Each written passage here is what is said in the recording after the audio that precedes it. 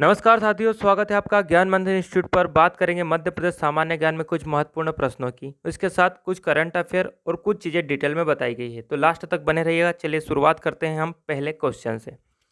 भारतीय सैन्य एकेडमी किस शहर में स्थित है? तो भारतीय सैन्य एकेडमी स्थित है देहरादून में। ऑप्शन नंबर 4 आपका राइट हो जाएगा।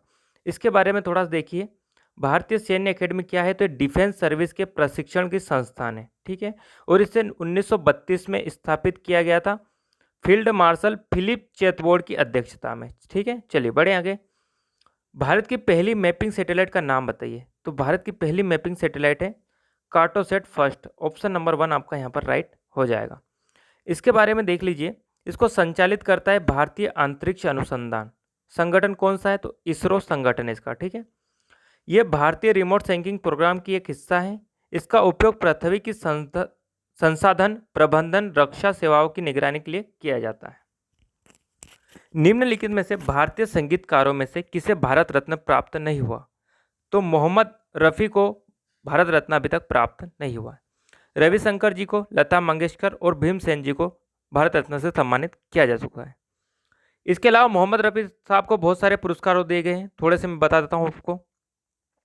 6 फिल्म फेयर पुरस्कार इन्हें मिले हैं, एक राष्ट्रीय फिल्म पुरस्कार भी इनको मिला है। 1967 में इन्हें भारत सरकार द्वारा पद्मश्री से भी सम्मानित किया गया था, ठीक है। चलिए, पंचमढ़ी किस जिले में स्थित है? तो पंचमढ़ी हमारी होशंगाबाद जिले में स्थित है। एक हिल स्टेशन भी है, इससे क्वेश्चन बनता है। मैं थोड़ा सा बता देता हूँ इसके बारे में। इसे सतपुड़ा की रानी भी कहा जाता है, ठीक है। और इसमें एक घाटी है जिसकी ऊंचाई कितनी है? तो 1067 मीटर इसकी ऊंचाई है। सतपुड़ा श्रृंखला में यह आती है। यहाँ पर धूपगढ़ सबसे ऊंची चोटी मध्य प्रदेश की 1352 मीटर है, ठीक है। चलिए, सतपुड़ा बायोस्फीयर रिजर्व भी यहाँ पे स्थापित है, इसके बारे में भी आप देख लीजिएगा। बढ़ते हैं अगले क्वेश्चन की तरफ। पेंच हाइड्रो इलेक्ट्रिक परियोजना किन दो राज्यों में संयुक्त परियोजना है? तो ये मध्य प्रदेश और महाराष्ट्र की संयुक्त परियोजना है। ये क्वेश्चन काफ़ी बार पूछा गया है व्यापम की एग्जामों में। पेंच हाइड्रोलिक परियोजना, ठीक है। तो ये मध्य प्रदेश और महाराष्ट्र की संयुक्त परियोजना है। सिवनी व छिंदवाड़ा जिलों में ये स्थापित है, ठीक है। 160 मेगावाट क्षमता है इसकी, जिसमें मध्य प्रदेश को 107 मेगावाट मिलता है।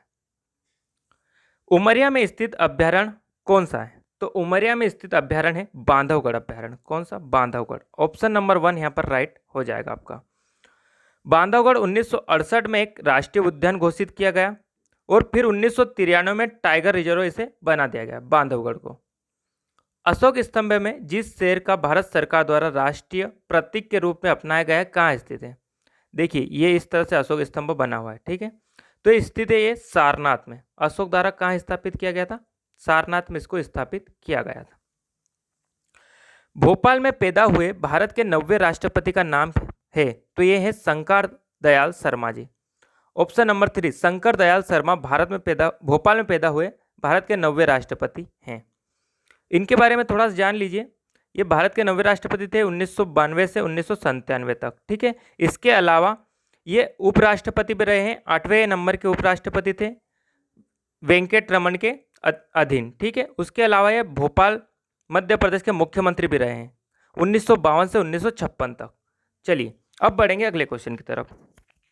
हॉकी इंडिया का अध्यक्ष कौन है? तो हॉकी इंडिया के अध्यक्ष हैं ज्ञानेंद्रो निग्बोबम। ऑप्शन नंबर 3 आपका राइट हो जाएगा। ये हॉकी इंडिया के अध्यक्ष हैं। निम्नलिखित में से कौन भारत के राष्ट्रपति नहीं रहे? तो सी गोपालचारी भारत के राष्ट्रपति नहीं रहे। ये गवर्नर थे, ठीक है। तो जाकिर हुसैन साहब राष्ट्रपति रहे हैं। एन संजीवा रेड्डी और वीबी गिरी भी राष्ट्रपति रहे हैं। राजगोपालचारी भारत के अंतिम गवर्नर जनरल थे, ठीक है। अंतिम भी यही थे और फर्स्ट भी, आज़ाद भारत के भी यही गवर्नर जनरल थे, राम गोपालचारी। राज्यसभा का उपाध्यक्ष कौन है? तो अभी राज्यसभा के उपाध्यक्ष है हरिवंश नारायण सिंह। ऑप्शन नंबर 4 आपका राइट हो जाएगा। देखिए, अगला क्वेश्चन है, राष्ट्रीय आपातकाल की घोषणा किसके द्वारा की जा सकती है? तो आपातकाल की घोषणा भारत में सिर्फ यहाँ के मुख्य राष्ट्रपति कर सकते हैं, ठीक है। तो राष्ट्रपति महोदय के द्वारा आपातकाल की घोषणा की जाती है।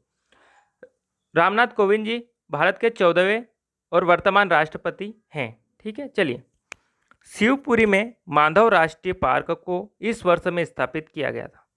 तो इसकी स्थापना हुई थी 1958 में। ठीक है, माधव राष्ट्रीय पार्क की काफी पुराना राष्ट्रीय पार्क है माधव राष्ट्रीय पार्क।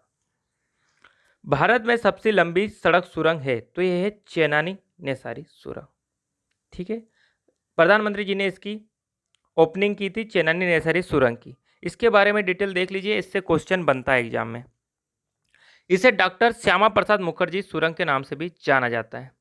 यह कौन से राजमार्ग पर है? तो 44 राष्ट्रीय राजमार्ग 44 पर स्थित है, जम्मू एंड कश्मीर। हिमालय में जम्मू एंड कश्मीर स्थित है। इसका निर्माण 2011 में स्टार्ट हुआ था और 2017 में कंप्लीट हो गई थी। ठीक है, और इसकी लंबाई पूछे तो 9.28 9.28 किलोमीटर इसकी लंबाई है इस सड़क सुरंग की। निम्न में से कौन सा प्रथम भुगतान बैंक है जो भारत में परिचालन आरंभ करेगा? तो यह है Airtel payment bank, option number 4। यह भारत में परिचालन आरंभ करेगा। ठीक है, चलिए। वर्ष 2016 में आईसीसी क्रिकेटर थे तो ये आर अश्विन 2016 में। ठीक है, काफ़ी अच्छे बॉलर है भारत के, तो ये 2016 में आईसीसी के क्रिकेटर रहे। भारत में राष्ट्रीय विज्ञान दिवस कब मनाया जाता है? तो भारत में राष्ट्रीय विज्ञान दिवस मनाया जाता है 28 फरवरी को। ऑप्शन नंबर 2 राइट हो जाएगा। इससे क्वेश्चन बनता है तो इसकी भी थोड़ी सी डिटेल हम देख लेंगे। राष्ट्रीय विज्ञान दिवस विज्ञान में होने वाले लाभों के प्रति समाज में जागरूकता लाने और वैज्ञानिक सोच पैदा करने के उद्देश्य से राष्ट्रीय विज्ञान एवं प्रौद्योगिकी परिषद एवं विज्ञान एवं प्रौद्योगिकी मंत्रालय के तत्वाधान में हर साल 28 फरवरी को मनाया जाता है।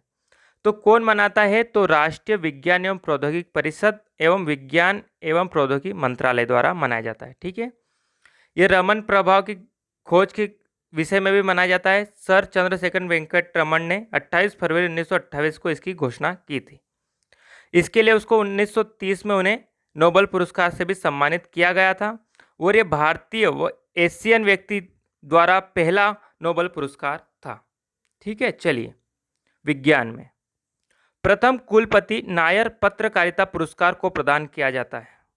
तो प्रथम कुलदीप नायर पत्रिका पुरस्कार प्रदान किया गया था रवीश कुमार जी को। पत्रकार हैं रवीश कुमार, इनको यह प्रथम कुलदीप नायर पत्रिका पुरस्कार दिया गया। ठीक है, चलिए। भारत के प्रथम उपराष्ट्रपति कौन थे? तो भारत के प्रथम उपराष्ट्रपति थे राधा कृष्णन जी। ऑप्शन नंबर 1 आपका राइट हो जाएगा। यह भारत के प्रथम उपराष्ट्रपति हैं। किसको ज्ञानपीठ पुरस्कार 2016 से सम्मानित किया गया था? तो शंख घोष, ऑप्शन नंबर 3, इनको ज्ञानपीठ पुरस्कार 2016 से सम्मानित किया गया था। प्रणब मुखर्जी जी के द्वारा इन्हें दिया गया था। ठीक है, लाइक शेयर और सब्सक्राइब आप कर दीजिएगा। इतने ही क्वेश्चन इंपॉर्टेंट थे जो सारे हमने आज कर लिए। मिलेंगे अगले वीडियो में, तब तक के लिए धन्यवाद।